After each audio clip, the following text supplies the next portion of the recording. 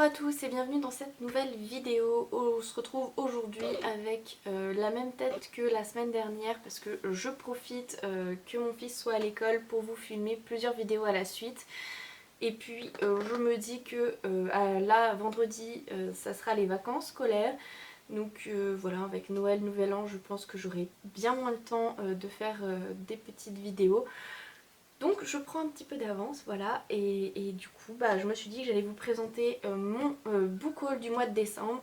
Alors oui, je le fais maintenant parce que je pense faire une autre vidéo avec mes cadeaux d'anniversaire et je pense faire une autre vidéo avec mes cadeaux de Noël. Donc voilà, comme ça fait pas trop, sinon à mon avis ça va être une vidéo très longue. Voilà. Donc on commence tout de suite, je vais vous présenter mon seul et unique graphique du mois. C'est le premier tome de Princesse Sarah, donc c'est de Audrey Alouette, Nora Moretti et je ne me souviens pas du dernier déjà, Claudia Boccato.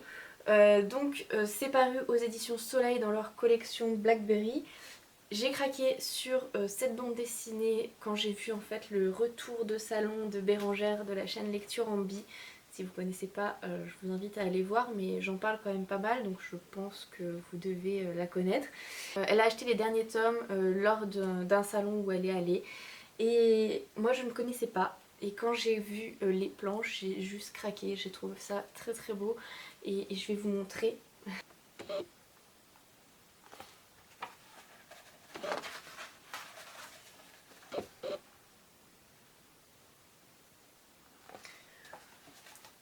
Donc voilà, Princesse Sarah fait partie d'un des dessins animés qui a un petit peu bercé mon enfance, je pense à elle et puis au Malheur de Sophie.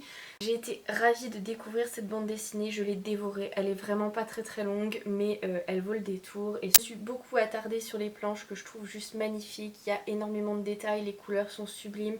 Enfin voilà, j'ai vraiment apprécié cette bande dessinée et d'ailleurs j'ai demandé le tome 2 pour mon anniversaire, j'ai dit à mon chéri que j'avais tellement apprécié que je voulais lire la suite. Voilà. Et pour l'instant, il y a 12 tomes dans cette série. Ensuite, en début de mois de décembre, avec mon chéri, les enfants, on est parti en week-end en Alsace. On a fait les marchés de Noël, on en a pris plein les yeux.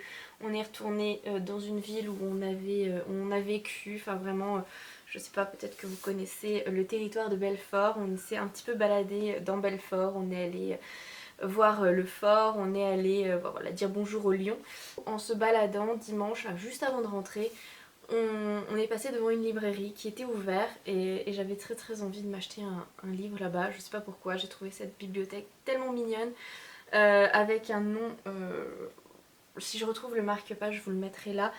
Ouais, j'ai complètement craqué sur cette librairie et en fouinant un petit peu, j'ai trouvé ce petit roman, enfin ce petit, c'est pas un petit, mais c'est un roman, voilà. Donc ça s'appelle L'Explorateur de Catherine Rundell, paru chez Gallimard Jeunesse. Regardez-moi juste comme c'est trop beau.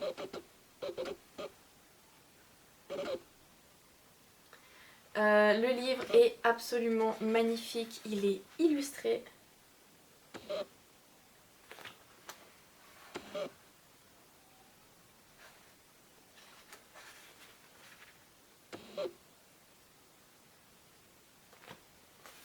Donc on va suivre un jeune homme qui rêve de devenir explorateur et suite à un accident d'avion, il va se retrouver au cœur de la forêt amazonienne, d'où ces couleurs vraiment magnifiques, et devoir survivre, voilà, avec d'autres enfants, il me semble qu'ils sont 4.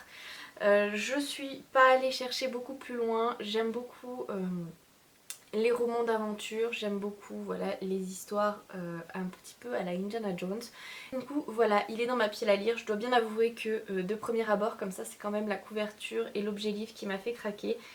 Et quand j'ai lu le résumé, je me suis dit oui, toi je pense que au printemps je vais te dévorer. Donc voilà, je suis très contente et je l'ai pas vu du tout passer.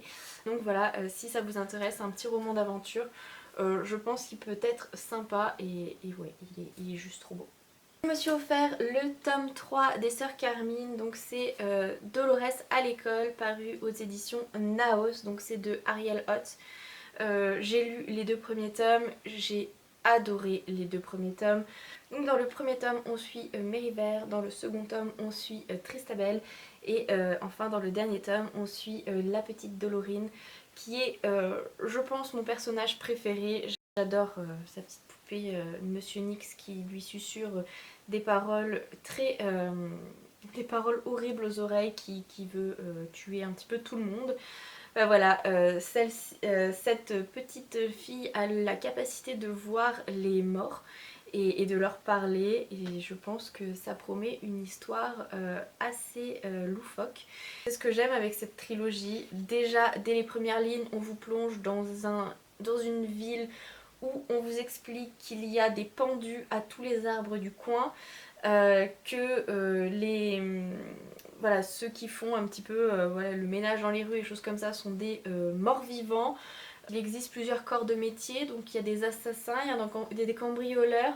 Enfin, voilà, c'est un univers dans lequel j'avoue que j'aimerais pas vivre, mais j'avoue que je passe un très très bon moment de lecture. Je voulais vous montrer, dans les autres tomes, on a des passages du carnet enfin comment on appelle ça, du carnet secret de Dolorine. Et là, on a des petits dessins d'enfants comme ça, hein, toujours très sympathiques, très joyeux, n'est-ce pas? Hop. Non, je crois qu'il n'y en a pas là des passages du journal intime. Voilà un petit peu l'humour de Monsieur Nyx. Donc voilà, là encore une lecture dans laquelle j'ai vraiment hâte de me plonger. Bon, ce sera pas tout de suite, hein, je le sais, mais voilà, j'aime beaucoup et j'ai vraiment très envie de terminer cette saga. Je continue avec Fleurs pour Algernon de Daniel Kay, paru aux éditions J'ai lu. J'ai beaucoup entendu parler de ce livre, j'ai jamais sauté le pas, ça fait un moment qu'il est dans ma wishlist. Et là je l'ai vu, donc il était mis en avant dans la librairie dans laquelle je suis allée. Alors c'était pas celui-là, c'était une autre édition, mais du coup j'ai cherché la version poche et je l'ai trouvé et j'étais vraiment très contente. Donc ici on va suivre, il me semble, un médecin qui va faire des expériences. Il va tenter de rendre intelligent une personne simple d'esprit. Enfin en tout cas, il va faire déjà des tests sur une souris. Je crois que c'est elle qui s'appelle Algernon. Voilà, et il va se rendre compte que son expérience a fonctionné. Et voilà, ils vont essayer du coup de faire la même chose sur un homme. Et donc ils vont choisir une personne qui est simple d'esprit et l'expérience va réussir, donc il va découvrir une nouvelle vie et c'est un petit peu tout ce que j'en sais. Je pense que ça doit pas être facile de changer du tout au tout et de s'adapter à une nouvelle vie, voilà, tout simplement. Donc je suis curieuse et en même temps il m'effraie, hein. Il est écrit tout petit, il est très long, mais j'ai vraiment très envie de le lire, donc je pense que je vais m'y mettre. Un autre roman dont l'achat a été influencé par Bérangère, voilà, donc c'est Like a Love Story de Abidi Nezamian, paru aux éditions Milan. Ici on se trouve à New York dans les années 1989, c'est écrit en gros derrière. On va suivre un homosexuel et il me semble que ça va traiter du sida et en tout cas voilà, c'est un sujet qui m'intéresse énormément. Et j'ai hâte là encore de le lire parce que c'est pas quelque chose dont j'ai l'habitude. Et pour terminer, je me suis offert Moitié d'âme de Anthem Oshkon. J'ai très peur de l'avoir écorché. Aux éditions Gulfstream. Voilà, c'est un magnifique objet livre, le travail éditorial est juste sublime. Voilà, je vous laisse un petit peu admirer, je pense que vous l'avez vu de partout ces derniers temps. J'ai craqué sur le résumé, j'ai craqué sur l'objet livre, on va pas se cacher, je vous l'ai déjà dit, je suis très bon public pour tout ce qui est travail éditorial, mais en même temps, c'est pour ça qu'ils sont là, hein. Il y a un petit marque-page, il est juste parfait, il coûte 20 € mais honnêtement il vaut son prix. Voilà, moi je l'ai trouvé un peu cher mais quand j'ai vu le bébé je me suis dit bon, en même temps ça les vaut. Donc voilà, ici on va se retrouver dans un univers de magie, mais où la magie s'exerce en duo, c'est-à-dire qu'il faut être un couple pour pouvoir exercer la magie. Et il me semble que une femme va quitter son binôme, je ne sais même pas pourquoi, mais voilà, et en fait elle va rentrer en exil, et ça m'a vraiment intriguée. Cette magie pratiquée à deux, voilà, j'aime bien les formes originales de magie et ça m'a beaucoup plu. Sans parler de ça quoi, ça, juste pour le livre j'aurais pu l'acheter. Bref, j'ai prévu de le lire en début d'année. Il paraît bien gros mais finalement il l'est pas tant que ça, hein, je me rends compte. Bref, j'ai prévu de le lire en début d'année et j'espère que ça va être génial et qu'il sera aussi bien qu'il est beau. Voilà. Voilà, c'est tout pour cette vidéo, j'ai terminé avec le plus beau.